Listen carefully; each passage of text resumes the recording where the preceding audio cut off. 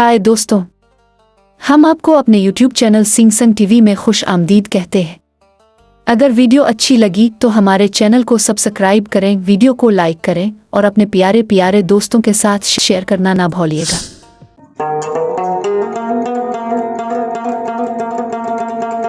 प्यारे दोस्तों, कहते हैं कि तमाम जानवरों में सबसे ज्यादा मसरूफ तरीन जानवर शहद की मक्खी होती है।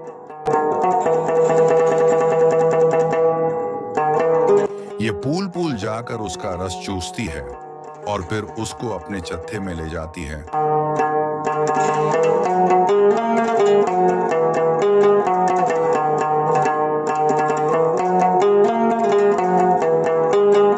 और वहां इससे अपनी ही खुराक के लिए शहद बना लेती है।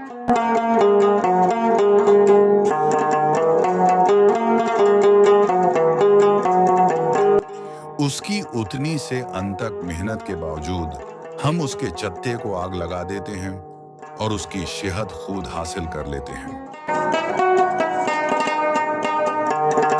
प्यारे दोस्तों, अगर वीडियो अच्छी लगी हो तो हमारे हौसला अफजाई के लिए लाइक करें, शेयर करें और सब्सक्राइब की बटन को जरूर दबाएं ताकि हमारी हर नई वीडियो आप तक बरोक्त पहुंचे।